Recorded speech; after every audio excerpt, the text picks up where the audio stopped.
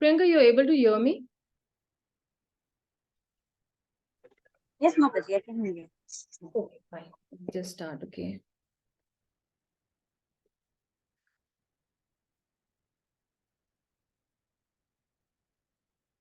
छोटा सा कीर्तन करेंगे फिर जरा क्लास चालू करते हैं।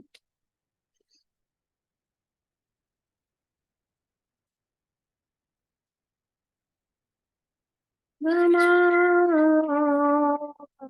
विष्णुपदाय कृष्णपृष्ठाय भूतले श्रीमते भक्तिवेदांत स्वामिन् इति नामिने।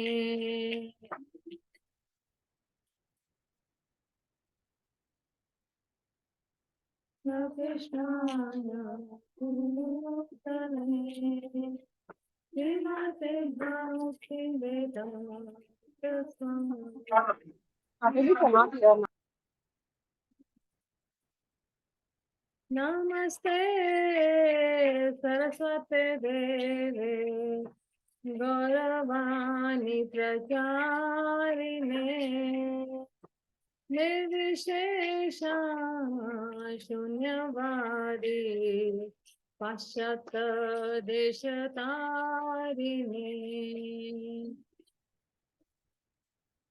सरस्वते देवे गौरवाणी प्रचारिणे।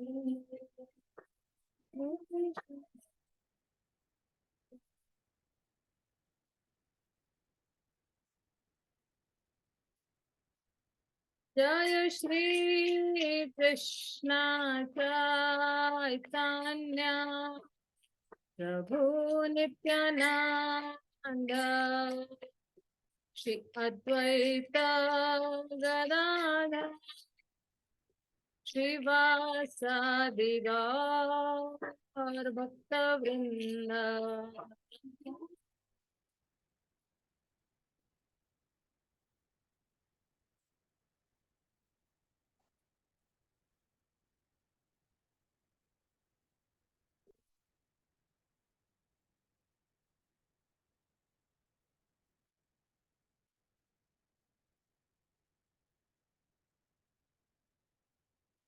जय श्री कृष्ण चैतन्य प्रभु नित्यानंद श्री अद्वैत गदाधर श्रीवासादि गौर भक्त वृंद।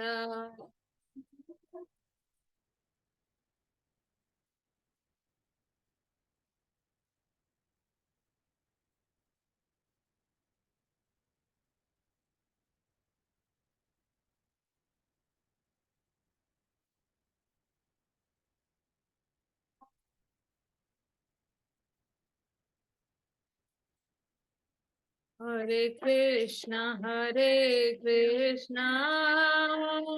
कृष्ण कृष्ण हरे हरे हरे राम राम राम हरे हरे।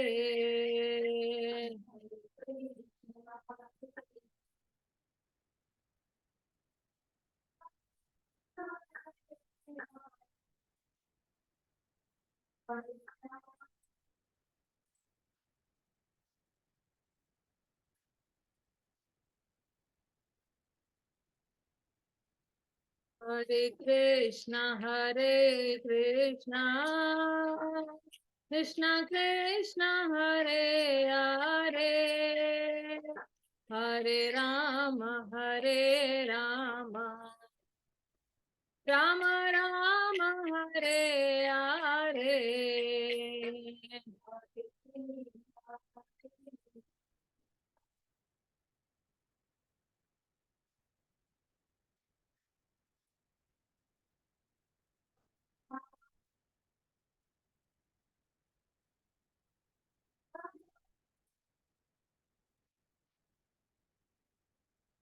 हरे कृष्णा कृष्ण कृष्ण कृष्ण हरे हरे हरे राम राम राम हरे हरे।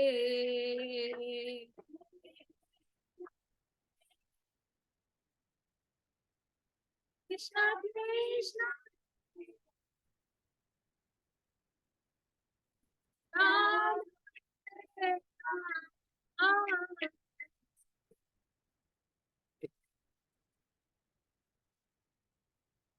हरे कृष्ण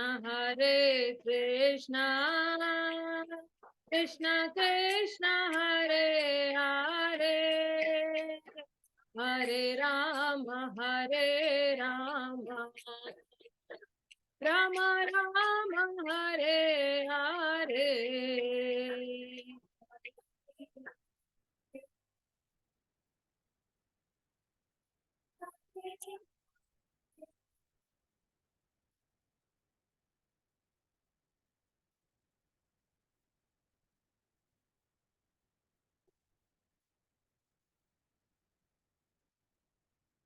जय प्रभुपदा जय प्रभुपदा जय प्रभुपदा जय प्रभुपदा जय प्रभुपदा जय प्रभुपदा जय प्रभुपदा जय प्रभुपदा नित्य गौर हरि बोल हरि बोल हरि बोल नित्य गौर हरि बोल हरि बोल हरि बोल हरि बोल नित्य गौर हरि बोल।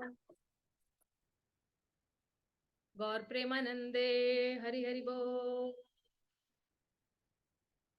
हरे कृष्णा।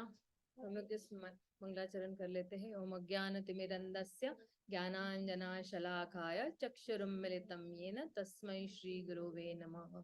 नमः ओम विष्णुपदाय कृष्णपृष्ठाय भूतले श्रीमति भक्तिवेदांत स्वामिनिति नामिने नमस्ते सरस्वते देवे गौरवाणी प्रचारिणे निर्विशेष शून्यवादी पाश्चात्य देश तारिणे हे कृष्णा करुणा सिंधु दीन बंधु जगतपते गोपेश गोपिका कांत राधा कांत नमस्तुते तप्त कांचन गौरांगी राधे वृंदावनेश्वरी वृषभानुसुते देवी प्रणमामि हरिप्रिये वाञ्छाकल्पतरुभ्यश्च कृपा सिन्धुभ्य एव च पतितानं पावनेभ्यो वैष्णवेभ्यो नमो नमः। जय श्री कृष्ण चैतन्य प्रभु नित्यानंद श्री अद्वैत श्री गदाधर शिवासादि गौर भक्तवृंद हरे कृष्णा कृष्णा कृष्णा हरे हरे हरे राम राम राम हरे हरे। हरे कृष्णा। आप सभी का आज के भक्ति वृक्षा कार्यक्रम में बहुत बहुत स्वागत है। तो अभी जस्ट पुरुषोत्तम महीना आने वाला है, तो आज मैंने सोचा कि पुरुषोत्तम महीने की महिमा बता देती हूँ, क्योंकि ये इसको अधिक मास भी कहते हैं, पुरुषोत्तम महीना भी कहते हैं। तो इस महीने में हम लोग क्या क्या कर सकते हैं जो हमारी भक्ति में हमें उन्नति दिलाएगी, या हम जो भक्ति में करेंगे तो थोड़ा हमारी भक्ति में बढ़ोतरी होगी। इसको जैसे मान लो अभी आप देखो इस बरसात के मौसम में क्या होता है ना, हर दुकानदार क्या करता है ना, एक सेल लगाता है ना, 50% ऑफ, 30% ऑफ। तो पुरुषोत्तम महीना हमारे लिए जो है वो डिस्काउंट वाला महीना है। तो पुरुषोत्तम महीने में अगर कोई भी एक माला भी करता है, उस व्यक्ति को 100 माला करने का पुण्य मिलता है।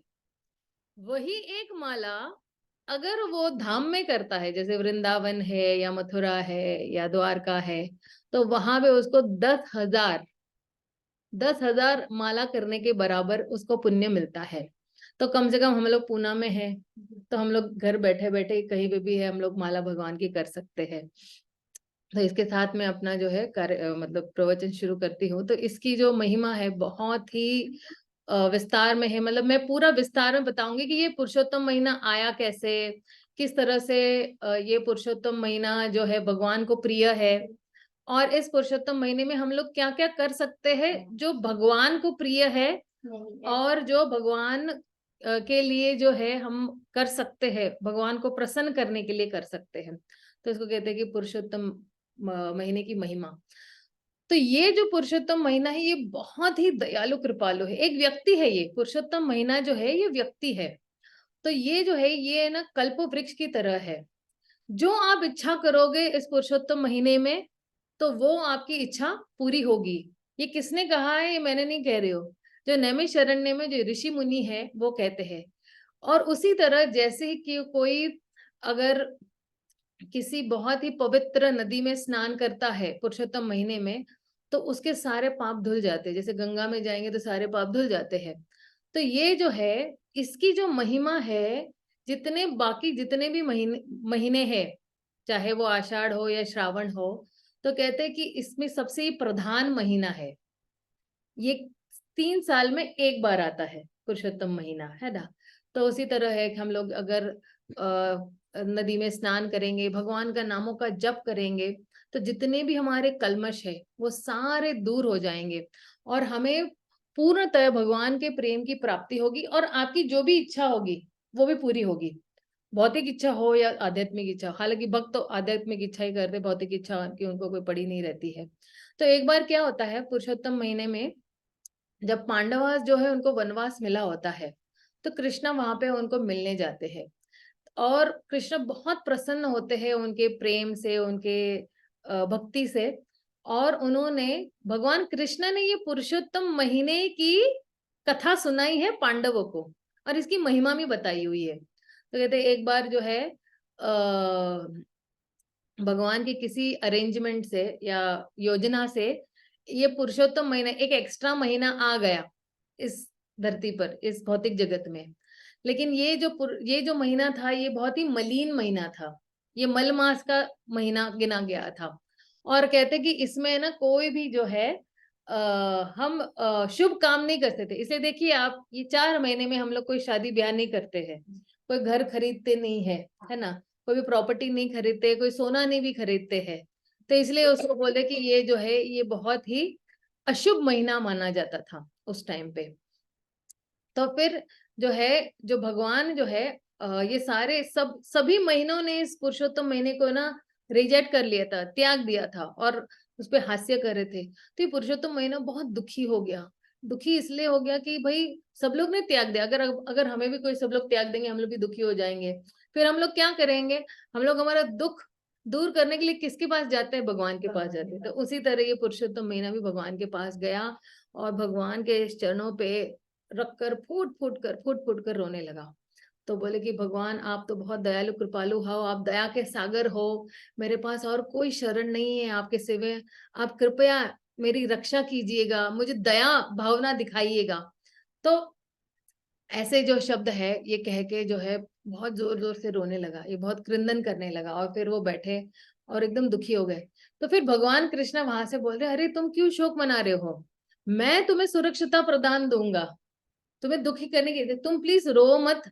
मैं तुम्हें, अगर तुमने मेरी शरण ली है तो तुम्हें शोक करने की कोई जरूरत नहीं है। इसलिए अब देखो, जब भी हम भगवत गीता भागवतम पढ़ते हैं ना, तो 3 चीज हमारे साथ कभी नहीं होगी। अगर निरंतर हम लोग भगवत गीता भागवतम पढ़ते हैं तो शोक मोह भया ये नहीं होगा। भागवतम में भी कहा गया है, भागवतम के पहले स्कंद के 7वें अध्याय के 7वें श्लोक में कहा गया है कि यस्या वैष्णु माया नाम कृष्ण परम पुरुषे भक्ति उत्पदते पुंसा शोक मोह भयापह। तो जो कोई भी भागवतम पढ़ता है, भगवान की शरण लेता है, तो शोक मोह और भय ये 3 चीजें इसको कभी नहीं सताई, वो एकदम अभय हो जाएगा, निडर हो जाएगा। तो फिर जो भगवान कहते हैं कि मैं जो है तुम्हें, भगवान उस पुरुषोत्तम महीना को कहता है कि मैं तुम्हें बिल्कुल गुणों में मेरी तरह ही बनाऊंगा। तुम्हारे पास यश होगा, तुम्हारे पास कीर्ति होगी, तुम्हारे पास ज्ञान भी होगा, तुम्हारे पास सब कुछ होगा, जो भी जितने भी आशीर्वाद ये सारे मैं तुम्हें देता हूँ। और ये जो महीना है ये मेरे समान ही महान होगा, मेरे में और इस महीने में कोई अंतर नहीं रहेगा। इसलिए मैं तुम्हें जो है मेरे सारे दिव्य गुण जो है वो प्रदान करता हूं। तो और इसलिए आप सोचो, क्या ये पुरुषोत्तम महीने ने पुण्य किए होंगे? अब देखो, ये पुरुषोत्तम महीने में क्या उसने पुण्य किए हैं कि ये जो है भगवान ने अपना खुद का नाम इस महीने को दे दिया है। अब देखो, भगवान कृष्ण क्या है? पुरुषोत्तम में, पुरुषों में भी उत्तम है, तो उसको अपना नाम दे दिया पुरुषोत्तम महीना। तो ये पद्म पुराण में आता है भगवान की। तो इस महीने को हम लोग कैसे मनाएंगे, ये हमारे लिए जो है एक त्योहार से कम नहीं है। जैसे दिवाली आती है, होली आती है, तीज आती है, तो हम लोग कैसे त्योहार मनाते हैं या नहीं, तो हमारे लिए ये पुरुषोत्तम महीना आप यही मान के चलो कि हमारे लिए त्योहार का महीना है। तो हमें क्या करना है, पहले तो रोज सुबह जल्दी उठने का नियम ले लो, संकल्प ले लो। अब मैं एक हफ्ते पहले क्यों बता रही हूँ, ताकि हमारा मन जो है वो हम मना ले। क्योंकि कई लोगों को जैसे बोलते हैं ना कि 7 बजे उठने की आदत होगी या शायद 8 बजे उठने की आदत होगी, तो कम से कम इस एक महीने के लिए जो है अगर हम संकल्प बना लेंगे कि हमें जल्दी उठना है, उसके लिए रात को जल्दी सोना पड़ेगा। 9 बजे 10 बजे के आसपास सो जाओ तो 4 बजे आराम से उठ जाओगे, 6 घंटे की नींद अच्छी है। और अगर गृहिणियां हैं तो दोपहर को भी सो सकते हैं, कोई प्रॉब्लम नहीं है। तो सुबह जल्दी उठ के मंगला आरती अटेंड करनी है। अगर मंदिर के नजदीक नहीं रहते हैं तो हम लोग व्हाट्सएप ग्रुप पे मंगला आरती करेंगे। फिर तुलसी की पूजा करनी है, तुलसी की परिक्रमा करनी है। तुलसी की पूजा कैसे करनी है, बहुत सीधा सीधा है।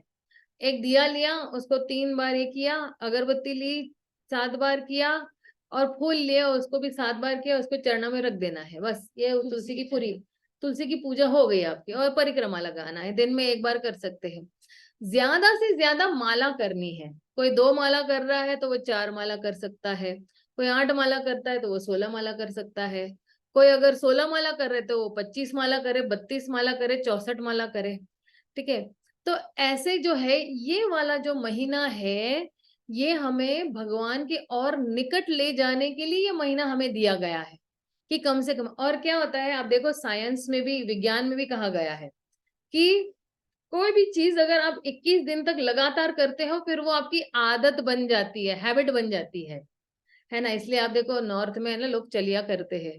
आपको पता होगा चलिया क्या है, 40 दिन का कुछ व्रत ले लेते हैं। तो कई लोग तो ऐसे जुड़े हुए हैं कि चलिया कर करके जुड़ गए हैं। हम लोग ने ऐसे ही बोला उनको कि चलो आओ कार्तिक में चलिया करो, और उन्होंने प्रण कहाँ कहाँ से 2-2 घंटे की दूरी पर से गाड़ी चला चला के मंदिर आते थे, और फिर वो उनकी आदत बन गई, तो पूरा साल ही हर रोज मंदिर आते गए। तो मंगला आरती सबसे ज्यादा जरूरी है जप करना।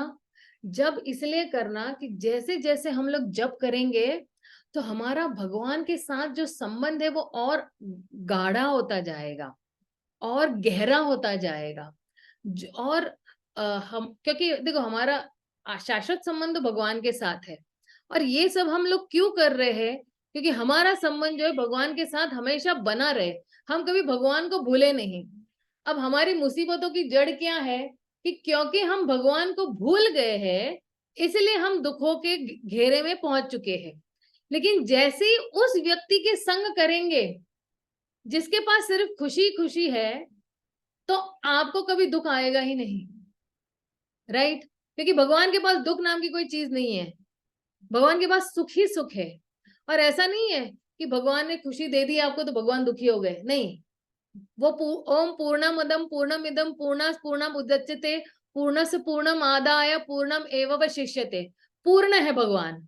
जैसे एक घड़ा है, मैंने अगर मान लो एक घड़ा भर के आपको पानी दे दिया, इसका ये मतलब नहीं कि मेरा घड़ा खाली हो गया, नहीं, वो फिर से 100% भर जाएगा। जितना भी मैं, जिसको भी, करोड़ों लोगों को भी मैं घड़े में उससे पानी दूंगी तो मेरा घड़ा भरा का भरा ही रह जाएगा। वैसे ही भगवान के साथ भी सेम वैसे ही है कि भगवान के पास हमेशा खुशी रहेगी ही रहेगी। तो ये है भगवान के साथ जुड़ने का चमत्कार। कई बोलेंगे क्या चमत्कार है भाई, तो चमत्कार हम भौतिक चमत्कार नहीं दिखाते हैं कि चलो भाई मैंने हाथ में से सोने की चेन निकाल दी। वो तो क्या आप पहन के मरने के समय तो आप चेन ऊपर लेके जाओगे, नहीं, वो बैलेंस तो काम नहीं आने वाला है ना। चलो मैंने आपको आज जादू दिखाया, चेन दे दी आपको, तो क्या होगा, चलो कुछ समय तक आप पहन पाओगे, लेकिन मृत्यु के समय में चेन नहीं ऊपर ले जाओगे, तो ऊपर क्या लेके जाओगे। तो ऊपर हम लोग जो है, जो मेरा हरि नाम का बैंक बैलेंस है, मैं वो ले जा सकती हूँ। तो इसलिए इस महीने में ज्यादा से ज्यादा हम लोगों को जप करना है। फिर कहते हैं कि एक्स्ट्रा माला करो। अब देखिए कई लोग सिर्फ 2 माला कर रहे हैं, 4 माला कर रहे हैं। सिर्फ इस महीने के लिए 16 माला करने का संकल्प लो, सिर्फ ये महीने के लिए, 30 दिन के लिए तो कर ही सकते। थोड़ा बहुत हमारी आत्मा की कल्याण के लिए हम लोग 30 दिन के लिए कर सकते, फिर बाद में आप जो 2 माला 3 माला करे वो कंटिन्यू कर सकते हैं 1 महीने के बाद। बट कम से कम ये महीना मैंने आपको बताया 1 माला करना है, यानी क्या 100 माला के बराबर है। आप अगर 16 माला कर रहे हो यानी 1600 नाम ले रहे हो, है ना। फिर कहते हैं कि किसी पवित्र नदी में स्नान करना। अब आप बोलोगे माता जी यहाँ पे गंगा कहाँ पे आएगी भाई, ठीक है ना, हमारे पास एक बाटल है गंगा की, ठीक है, तो ठीक है, आप वो 2-3 बूंद आप अपनी बाल्टी में डाल सकते हो और 3 बार वहां पे 3 बार बोलोगे गंगा गंगा गंगा, गंगा को बुलाओगे तो आपका जो बाल्टी का पानी है वो गंगा अपने आप बन जाएगा, ठीक है। मन से जिसको भी याद करेंगे वो वहां पे प्रकट हो जाएंगे। फिर भगवान कृष्ण को न भूले फूल अर्पित करना है, चाहे 1 फूल हो, 2 फूल हो, 10 फूल हो, माला हो। रोज आप एक नियम बना लो कि मुझे भगवान को 1 फूल चढ़ाना ही है, चाहे वो आपके घर में फोटो हो या लड्डू गोपाल हो या कुछ भी हो। भगवान आपका भाव देख रहे कि अच्छा, क्योंकि भगवान भगवत गीता में यही कहते हैं ना, पत्रम पुष्पम फलम तोयम यो में भक्त्या प्रचति। आप मुझे प्रेम से पत्रम पुष्पम फलम, पत्र पुष्प और फल और तोयम, तोयम यानी पानी, तो ये 4 चीजों में से जो है, ये चारों चीज भी अगर करेंगे तो अच्छा। देखो ये सारी चीजें ना, जैसे गरीब से गरीब व्यक्ति भी भगवान को अर्पण कर सकता है। फल है, फूल है, पत्ता है, तुलसी का पत्ता तो घर में ही रहता है, और पानी तो भगवान ये नहीं बोल रहे कि मुझे बिस्लरी का पानी चाहिए या ना मुझे सिर्फ एक्वागार्ड का पानी चाहिए। बेचारे भगवान बोले नल का कुएं का कोई भी पानी चलेगा। 4 चीजें भगवान को ऑफर कर सकते हैं। फिर कहते हैं कि भगवान को आप तुलसी मंजरी भी अर्पण कर सकते हैं। भगवान को तुलसी मंजरी बहुत प्रिय है, तो तुलसी मंजरी भी इस महीने में तो ढेरों सारी आती है। और फिर आपके घर में 2 टाइम पे आरती होनी चाहिए। अब वो बोलोगे हमें आरती नहीं पता है, आरती में क्या गाना है क्या करना है, तो वो धीरे धीरे हम लोग सीख जाएंगे उसी महीने में। तो सुबह में दिया जलाना है, शाम को दिया जलाना है। तो मेरी मम्मी कहती है कि जो इस घर में सुबह शाम घी का दिया जलता है उस घर में कभी भी दलिंद्री नहीं आती। दलिंद्री को हम लोग क्या बोलते हैं, गरीबी नहीं आती है भगवान, हाँ, दरिद्रता नहीं आती है। तो ये उद्देश्य है भगवान को दिया जलाने का। और जब हम भगवान को दिया जला रहे हैं ना, तो हम क्या दर्शाते हैं भगवान को, इंपॉर्टेंस है इसका भी, एक महत्वता है कि मैं जब भगवान को दिया जला रही तो मैं अपना प्रेम भगवान को अर्पण कर रही हूँ कि भगवान मेरे पास तो कुछ भी नहीं है, सबने आप ही ने दिया हुआ है, लेकिन आपने जो दिया हुआ है ये मैं तेरा तुझको अर्पण। मम्मी को कुछ बोलना है। दिया करते हैं ना तो भगवान से प्रे करते कि मेरे जीवन में जो अंधकार है ना, नाश करके ज्ञान की ज्योति जलाओ, ताकि ज्ञान की वजह से मैं आपके पास आ सकूं।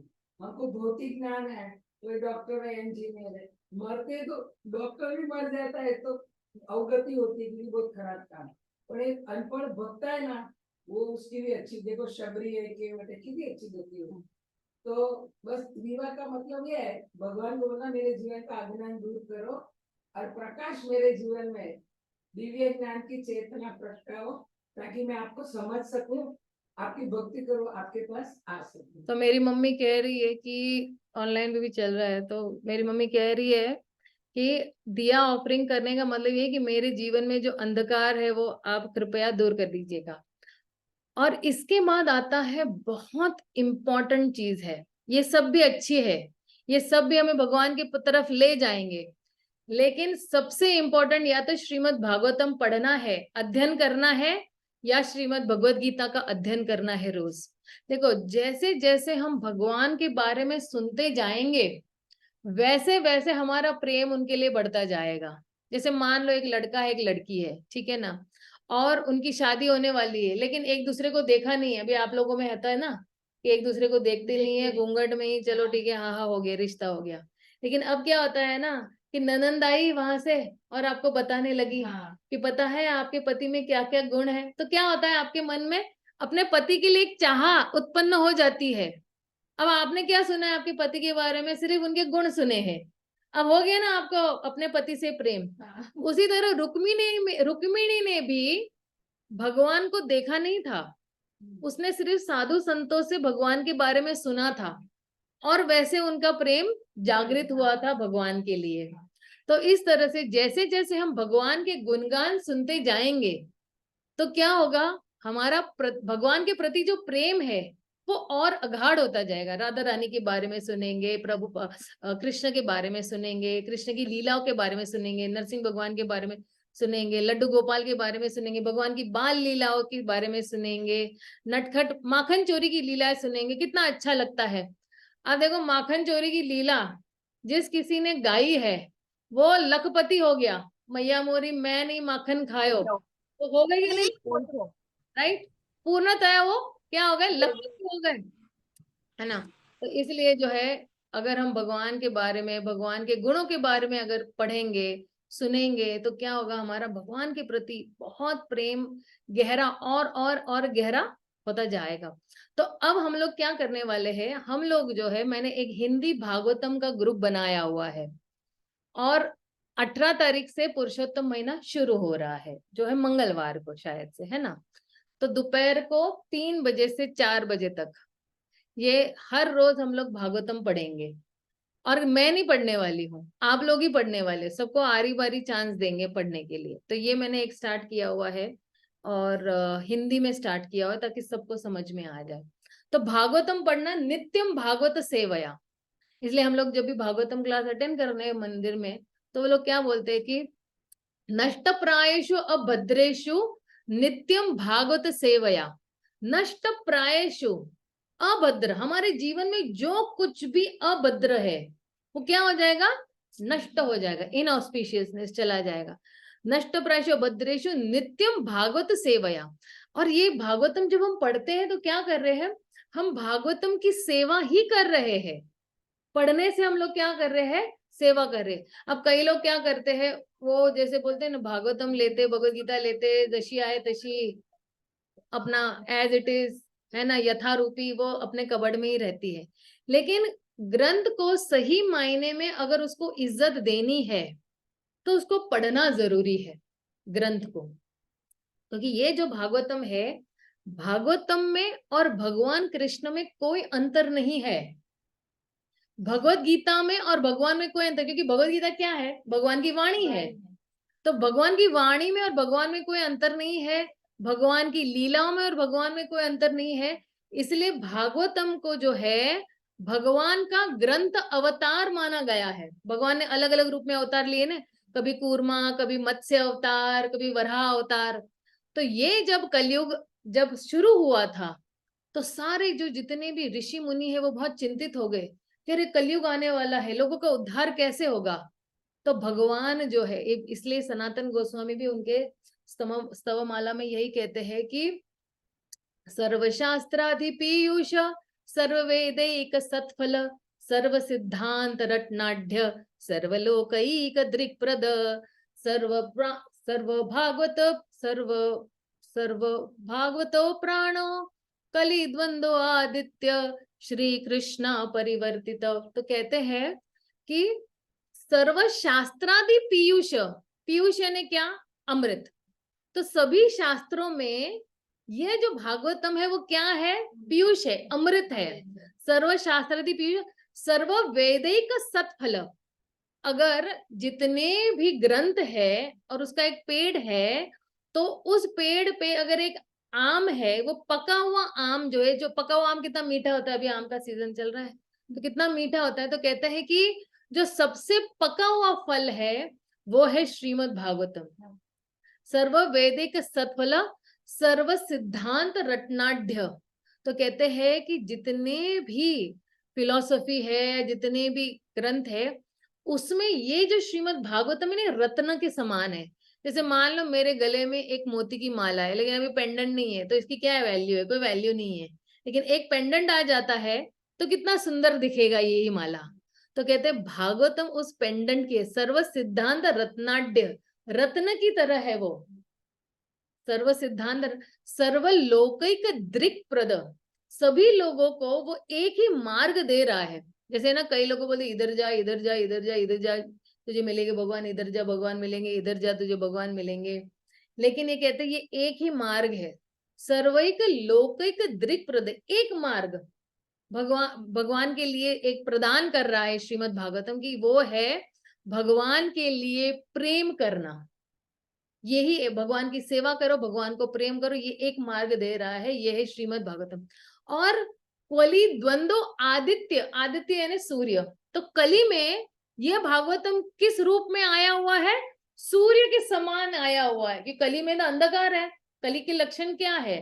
सिर्फ झगड़ा करना और क्वारल एंड हिपोक्रेसी है ना, दंभ है, सिर्फ झगड़ा। आप देखो हर जगह झगड़े चल रहे हैं, है ना, अभी विश्व में। तो कहते हैं कि ये जो आया हुआ है कलयुग में, ये जो ग्रंथ है श्रीमद् भागवतम, ये सूर्य के समान अंधकार दूर करने के लिए ये आया हुआ है। इसलिए श्रीमद् भागवतम को पढ़ना बहुत जरूरी है। और ये भागवतम में है क्या? तो भागवतम में भगवान के और भगवान के भक्तों के बारे में अलग अलग प्रकार की लीलाएं हैं, जहां से हमें भगवान अपने भक्तों के साथ कैसे प्रेम भरा संबंध रखते हैं। भगवान को अपने भक्तों के बगैर चलता नहीं है और भक्तों को अपने भगवान के बगैर चलता नहीं है। और ये अगाध प्रेम, जैसे हम सुनेंगे तो हमारे में प्रेम आगे, अरे अरे अजामिल इतना पापी व्यक्ति था और इतना पापी होने के बावजूद भी एक बार उसने भगवान का नाम लिया और उसको विष्णु दूत लेकर गए, है ना। तो ये सुन के हमारी श्रद्धा बढ़ जाती है भगवान के प्रति, क्योंकि हमारे पास अभी लाइव एग्जाम्पल ही नहीं है ना। हमारे पास अभी अभी पता ही नहीं, अभी की कोई भी नहीं लाइव एग्जाम्पल नहीं है कि हम उसको देखेंगे, प्रत्यक्ष प्रमाण नहीं है। तो अगर हमारे पास प्रत्यक्ष प्रमाण नहीं है, आंखों देखा नहीं है, तो फिर हम किस पे निर्भर रहेंगे? हम शब्द प्रमाण पे रहेंगे। जैसे मैं अगर बोलूंगी कि, मैं अगर बोलती हूँ कि आपके पिता कौन है, तो आप बोलोगे कि अगर अगर किसी बच्चे को पूछते हैं कि आपके पिता कौन है, तो वो क्या करेगा? छोटा बच्चा जाएगा और पूछेगा ना अपनी माँ को, तो माँ बोलेगी अच्छा ये तुम्हारे पिता है। तो उसी तरह वेद जो है हमारी माँ के समान है। वेद हमें बताते हैं कि हमारे असली पिता कौन है। तो ये श्रीमद् भागवतम जो है वो हमें हमारे असली पिता जो भगवान श्री कृष्ण है उनसे जुड़ा के रखेंगे। तो एक हमें इस महीने में भागवतम का पढ़ना बहुत जरूरी है। और दूसरा जो है कि हमें प्रचार भी करना बहुत जरूरी है। अब देखो मैं यहाँ पे आई हूँ इस्कॉन में, तो इस्कॉन में आने के बाद दुख दर्द सारे दूर हो गए, हम खुश हैं, हम माला कर रहे हैं, भगवान ने हमें इतनी अच्छी सहूलियत दी हुई है। तो अब क्या करना है? कम वन ब्रिंग वन। आप भी आओ, अपने सहेलियों को भी लेके आओ, अगल बगल वालों की भी लेके आओ, वो प्रचार है। एक व्यक्ति को भी जोड़ना और उसको भगवत धाम ले जाना, मतलब आप भी खुद भगवत धाम जा रहे हो। ये रहता है ना कि आप भी जा रहे हो और आप भी सबको लेके जा रहे हो। जैसे एक माँ है, माँ क्या करती है ना, सबको घसीट घसीट के लेके जाती है। उसी तरह हमें भी जो है लोगों को भक्ति में लेके आने, इन्हें प्रचार कार्य भी बहुत है। और भगवत गीता में भगवान कहते ही है कि जो कोई भी मेरा ज्ञान का प्रचार करता है वो मुझे सबसे प्रिय है। ये भगवान की वाणी 18वें अध्याय के 68वें श्लोक में है। क्योंकि ये जो ज्ञान है अगर कोई भी बांटेगा तो ये ज्ञान जो है उसको अगर कोई बांटता है तो वो व्यक्ति मुझे सबसे प्रिय हो जाएगा। इसलिए हम लोग ये ज्ञान बांट रहे कि हमें भी भगवान का प्रिय बनना है, राइट। और जैसे अभी हम लोग ये होम प्रोग्राम अटेंड कर रहे हैं, तो ऐसे होम प्रोग्राम्स अटेंड कर सकते हैं। हरि नाम में जा सकते हैं, हम लोग अपना एक ग्रुप का एक हरि नाम भी निकाल सकते हैं। इसी टिलेकर नगर में अपना कीर्तन करते करते गए। और किताब वितरण करना, छोटी छोटी किताब हम ले सकते हैं और अपने रिश्तेदारों को दे सकते हैं। क्या 10-15 रुपए वाली किताबें आती है, हम अपने रिश्तेदारों को दे सकते हैं पूरे इस महीने में। और वैष्णव सेवा कर सकते हैं, वैष्णव को घर बुला सकते हैं, भोजन करवा सकते हैं, या अगर भोजन नहीं भी करवा सकते हैं तो वैष्णव के लिए कुछ लेके जा सकते हैं, है ना। मंदिर में आप किसी को, आपके जो कुछ भी है मंदिर में जो जानते हैं उनको दे सकते हैं। और टेम्पल में सेवा कर सकते हैं। सबसे अच्छी सेवा टेम्पल में यही है कि एक अपना स्टॉल ले लो और प्रचार करो, लोगों को किताबें वितरण करो और लोगों को भगवान के बारे में बताओ और भजन कीर्तन करते रहो रोज। तो भक्ति विनोद ठाकुर जो है वो कहते हैं कि ये जो महीना है ना, अपनी अपनी क्षमता के हिसाब से हमें पालन करना है। जैसे बहुत कुछ करने जाएंगे और कुछ भी नहीं होगा तो आप हताश हो जाओगे, है ना। अरे ये भी करना है, ये भी करना है, ये भी करना है, ये भी। तो आपके लिए जो सहूलियत चीजें हैं आप लिस्ट डाउन करो कि मैं अच्छा इस महीने में भगवान को फूल अर्पण कर सकती हूँ, तुलसी अर्पण कर सकती हूँ, पानी फल रोज तो कर सकती हूँ, मैं माला 16 माला कर ही सकती हूँ, मैं आरती भी कर सकती हूँ, घी का दिया लगा सकती हूँ, भगवान को भोग लगा कर ही खाना है। ये सब एक लिस्ट बना लो, अपनी चेकलिस्ट जिसको बोलते हैं कि भाई रोज मैं ये 10-12 चीजें कर सकती हूँ। फिर बाद में जो कि दूसरी बाकी चीजें नहीं की तो कोई बात नहीं है, लेकिन कम से कम ये 10-12 चीजें तो मैं कर ही सकती हूँ दिन में, और वो भी 1 महीने के लिए हमें करना है, कौन सा रोज मतलब पूरे साल करना है। तो कहते हैं ये जो प्रभुपाद कहते हैं कि ये जितने भी महीने हैं ये बहुत सारे स्पेशल महीने हैं, क्योंकि ये स्पेशल महीनों में अगर हम किसी नए व्यक्ति को भी जोड़ते हैं तो हमें बहुत पुण्य मिलता है। प्रभुपाद खुद ही कह रहे हैं कि डायरेक्टली जो है पुराणा में लिखा गया है कि ये जो है महीना जो है नए लोगों को अट्रैक्ट करने के लिए बहुत अच्छा रहता है, क्योंकि लोगों को लगता है कि कुछ तो अलग करना चाहिए, जीवन में बहुत बोर हो गए, पूरा साल वही कर रहे हैं, तो लोगों को अट्रैक्ट भी कर सकते हैं। और ये महीने की विशेषताएं बतानी है उन लोगों की कि बहुत अच्छा है, किसी को 1 माला करवाना है, किसी को 2 माला कर सकते हैं।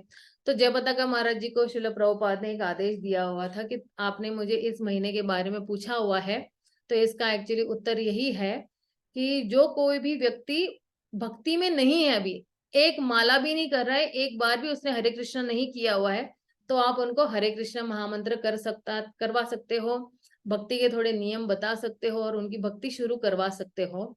और जो लोग भक्ति कर रहे हैं तो उनके लिए तो अच्छा ही है, कोई प्रॉब्लम है ही नहीं, वो अपनी भक्ति बढ़ा सकते हैं। और हमारे लिए तो एक्चुअली हर महीना जो है पुरुषोत्तम महीना ही है। पूरे साल हम लोग माला कर रहे हैं, पूरे साल भगवान को भोग लगा रहे हैं, पूरे साल हम लोग भगवान को फूल अर्पण कर रहे, फल अर्पण कर रहे, जल अर्पण कर रहे हैं। तो ये जो है एक कंसेशन है हमारे नए लोगों को थोड़ा आकर्षित करने के लिए कि भाई आप आओ और भगवान के जो है पूजा आराधना करो, भगवान से जुड़ो, है ना। तो हमारे लिए तो इसमें ना मैं आपको ये चेकलिस्ट भेजूंगी, इसमें से आप जो कुछ भी फॉलो कर पाना और अपना रोज एक चेक लगाते जाना कि अच्छा आज है मंडे मैंने ये किया, ट्यूसडे मैंने ये किया, वेडनेसडे मैंने ये किया, थर्सडे मैंने ये किया, इस तरह से। और इस तरह से आप रोज अपना एक चेकलिस्ट रख सकते हो। हाँ, तो पुरुषोत्तम महीने की एक्चुअली ये चेकलिस्ट है वो क्यों दी गई है कि हम लोग ज्यादा से ज्यादा माला करें, है ना। तो हम अपनी जो नॉर्मल चीजें कर रहे हैं उसको थोड़ा आगे बढ़ाए, क्योंकि जैसे हम बोलते हैं ना उपवास, उप यानी ऊपर ऊंचा और वास यानी नजदीक में, तो भगवान के नजदीक जाकर बैठना ये महीने का एक्चुअली महत्व है कि हम ज्यादा से ज्यादा भगवान के निकट ही बैठे रहे, उनके संग करते रहे। जितना हम भगवान का संग करेंगे माला करके, श्रवणम करके, पढ़ के, भगवान की पूजा आराधना करके, तो और नए लोगों को आकर्षित करके, तो क्या होगा, भगवान की हमें कृपा ही कृपा मिलेगी। और ये जो महीना है ये इतना दयालु कृपालु है कि तुरंत ही जो कोई भी नया व्यक्ति आता है ना वो तुरंत ही अपना लेता है और वो हमेशा के लिए वो टिक जाता है अपनी भक्ति में, जीवन के अंत तक वो रह ही जाता है। तो हमारी आध्यात्मिक प्रगति के लिए ये वाला महीना जो है वो बहुत ही महत्वपूर्ण है। तो भगवान भी कहते हैं, पद्म पुराण में भगवान श्री कृष्ण ने कहते हैं कि अगर कोई मेरी पूजा करता है, मेरे नाम का स्मरण करता है, भगवत गीता भागवतम पढ़ रहा है, घी का दिया जला रहा है, या ब्राह्मणों को दान दे रहा है, तो ये बहुत अच्छा है सभी के लिए ये महीने में। और शिला प्रभुपाद ने भी बताया हुआ है कि तुलसी देवी की परिक्रमा करना, भागवतम पढ़ना है और मंगला आरती करना, या जो है आरती अटेंड करना और भगवान को भोग लगाकर खाना इस महीने में बहुत ही लाभदायक है। और एक्स्ट्रा राउंड्स भी करना है, जैसे आप 16 माला कर रहे हो तो आप 25 कर सकते हो, 64 कर सकते हो, ठीक है। तो 64 माला करना है ना कि इतनी बड़ी बात नहीं है, लेकिन उसके लिए सिर्फ थोड़ा जरा प्लानिंग लगता है कि कैसे हम लोग जो है 64 माला करेंगे।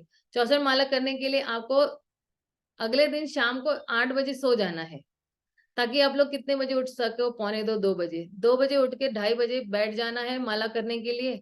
2:30 से 4:30 बजे पहले एक आपकी 16 माला की अपनी एक सेट कंप्लीट हो जाता है। फिर 4:30 से थोड़ा एक ब्रेक ले लो और फिर 4:30 से 6:30 दूसरा, यानी 32 माला उधर ही 6:30 बजे हो गई। फिर 6:30 से 8:30 बजे तक तीसरा राउंड, और 8:30 से 10:30 बजे चौथा राउंड अपने आप। सुबह 10:30 बजे में तो आप बिल्कुल 64 माला करके ये, लेकिन उसके लिए 8 बजे सोओगे ना तो ही आप 10:30 बजे तक फ्रेश रहोगे। बीच में अगर आपको थोड़ा ब्रेक लेना है तो ले सकते हैं, ऐसे कुछ नहीं है। कि चलो फिर क्या होगा, 10:30 के बजे आपकी माला दोपहर को 12 बजे तक ही कंप्लीट होगी। तो कम से कम इन महीनों में जो एकादशी वाले दिन आते हैं वो वाले दिनों में 64 माला कर सकते हैं। महीने में 2 बार एकादशी आते हैं, 2 बार 64 माला करने की कोशिश कर सकते हैं। इससे क्या होगा ना, हमारी स्टेमिना बढ़ती जाएगी। जैसे हम लोग जाते हैं ना जिम में, तो जिम वाला क्या करता है, पहले दिन आपको नहीं बोलता 50 किलो उठा, पहले बोलता है 1 किलो, फिर अगले हफ्ते 2 किलो, फिर 5 किलो, फिर इस तरह से ना धीरे धीरे 7 किलो, और फिर 10 किलो, फिर धीरे धीरे, तो वो क्या होता है, स्टेमिना बढ़ता है। उसी तरह आध्यात्मिक में भी हमारी थोड़ी स्टेमिना बढ़ेगी, धीरे धीरे करते जाएंगे। तो कोई 16 कर रहा है तो वो 25 कर सकता है, 25 कर रहा है तो वो 32 कर सकता है, 32 कर रहा है तो फिर वो अपना 40 कर सकता है, या इस तरह से। तो ये सारी चीजें धीरे धीरे इसलिए कर सकते हैं और प्रयास कर सकते हैं। बहुत हमारे अपने को फोर्स नहीं करना है कि बस करना ही है, और फिर ये हो गया कि घर वालों पे चिड़चिड़ करना है हमें, या उनको नीचा दिखाना है हम लोगों को। तो ये सब नहीं करना है, क्योंकि हमें हमारी भक्ति करते हुए भी हमें विनम्र रहना है। और भक्ति करके विनम्र इसलिए रहना है क्योंकि विनम्रता, ये जो गुण है, भगवान को सबसे प्रिय है। भगवत गीता के 13वें अध्याय के 8वें श्लोक में पहला जो गुण है, भगवान कहते हैं वो विनम्रता है। क्योंकि विनम्रता होगी वहीं पे ही सहनशीलता बहुत अच्छी तरह से होगी। तो इस तरह से ये जो महीना है, इस तरह से हम लोगों को पालन करना है। ठीक है ना? तो किसी का, हाँ, हमारी मम्मी को कुछ कहना है। एक छोटे बच्चे रहता है ना, 5वीं में रहता है, साल भर अच्छा अभ्यास करने तो 5वीं से 6वीं में जाएगा, 7वीं में 10वीं पास होगा, 10वीं होगा, माँ को लगता है मेरा बेटा बहुत होशियार, कॉलेज में भेजेगी, कॉलेज में भी होशियार है, डॉक्टर बनाएंगी, इंजीनियर बनाएंगी। तो एक लालच कितनी अच्छी चीज है कि जैसे जैसे लालच बढ़ती है हमारा प्रगति होता है। एक डॉक्टर सादा बन जाए तो भी बोले मैं आपका डॉक्टर, तो इसके लिए पर 2 साल करेगा। ऐसे सबको लालच भौतिक विकास की रहती है, और तुम मर जाओगे ना तो डॉक्टर की डिग्री नश्वर है, उसकी कोई वैल्यू नहीं है। और ये जो भौतिक संपत्ति है, भौतिक डिग्री है, सब नश्वर है। तो ये जगत में लोगों को, बैंक में तुम्हारे पास 1 लाख है ना तो भी लालच है, मैं ये महीने इतना बचत करूंगी, मेरा इतना पैसा हो जाएगा इतना। तो ये सब लालच भौतिक है ना, ऐसी लालच हम आध्यात्मिक में करेंगे ना तो हमारे जन्म मृत्यु के उसमें हम मुक्त हो जाएंगे। क्योंकि जन्म ही दुखों का कारण है, और ये हमको भ्रमण कराता है। 84 लक्ष 84 के चक्र में लालच जो है, मोह लोभ क्रोध सब हमको भ्रमण कराता है। तो हमको भौतिक प्रवृत्ति की तरफ बहुत ध्यान नहीं देते हुए आध्यात्मिक, और ये जो अधिक मास है, माता जी ने बताया पुरुषोत्तम मास 3 साल में एक टाइम आता है। दूसरे मंगलवार भी गणपति का रहेगा, शनिवार एक, तीसरा भी। और भगवान का ये महीना भगवान को इतना प्रिय है, इतना प्रिय है। अभी बारिश में धंधा कम रहता है ना तो लोग सैल निकाल दे,